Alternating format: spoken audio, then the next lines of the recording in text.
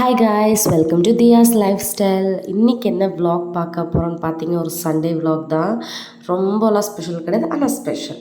Chicken சாப்பிட்ட ரொம்ப நாளாச்சுன்னு சொல்லி தியாப்பா வந்து காலையிலே சரி சிக்கன் எடுக்கிறேன்னு கிளம்பிட்டாங்க.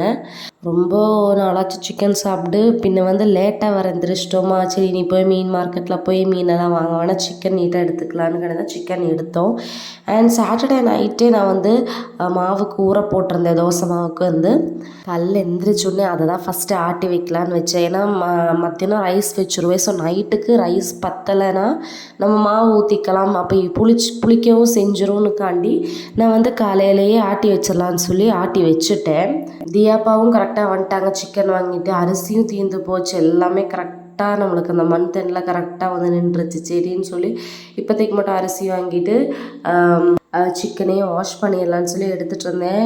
எனக்கு எப்போவுமே சிக்கன் பார்த்தா பிரியாணி ஞாபகம் தாங்க வரும். ஏன்னு கேட்டிங்கன்னா, கேரளாவில் வந்து சிக்கன் வந்து நாங்கள் எடுக்க மாட்டோம், நானும் அம்மா எடுக்க மாட்டோம்.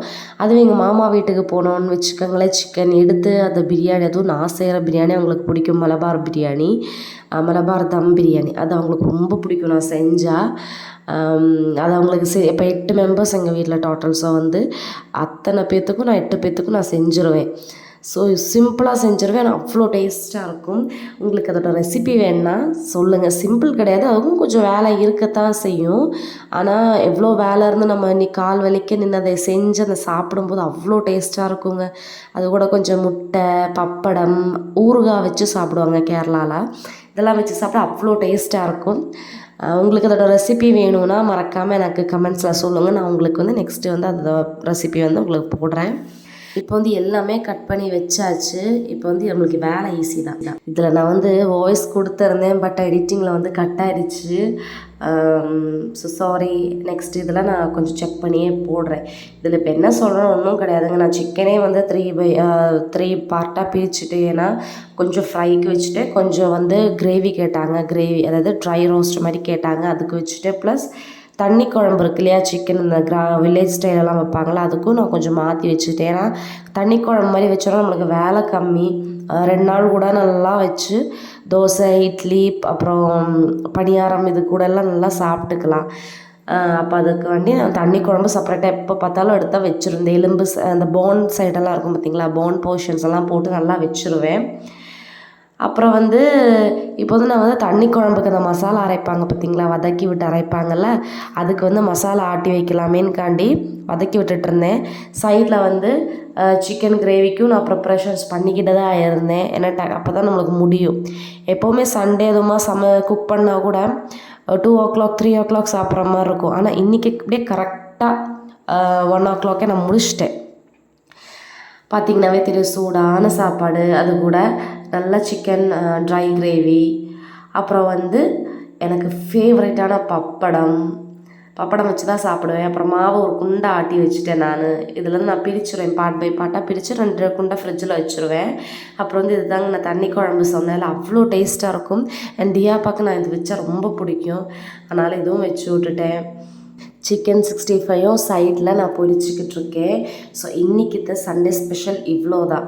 ஸோ இதுவே எங்களுக்கு 2 days மிச்சமாக தான் இருக்கும் குழம்பு எல்லாமே. சரி நம்மளுக்கு வேலை கம்மி தானே, அப்படியே பத்தலைன்னா நான் காயும் வாங்கி வச்சுருக்கேன். ஸோ எதுவாக இருந்தாலும் நம்ம பார்த்துக்கலாம். மாவும் இருக்குது, எல்லாமே முடிச்சு அடுப்பு திட்டு கழுவி தொடச்சி எல்லா வேலையும் முடிச்சிட்டேன்.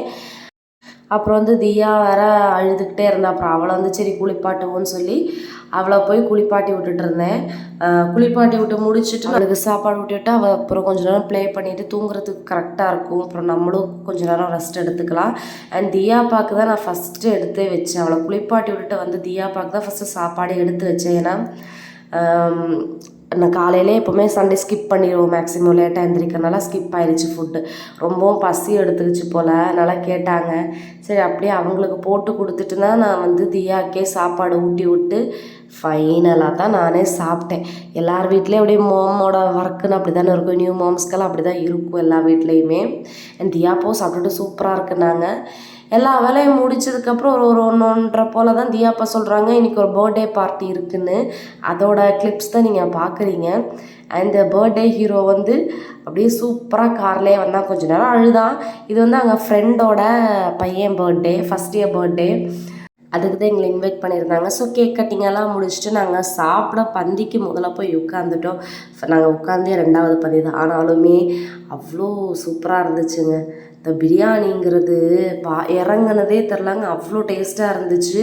எப்படா போடுவீங்கன்னு வெயிட் பண்ண கடைசியில் போட்டால் நான் வந்து இலைய நக்கி தின்னேன். அவ்வளோ சூப்பராக இருந்துச்சு. ஸோ இந்த vlog அவ்வளோதான். நெக்ஸ்ட் vlogல பார்க்கலாம். பாய்.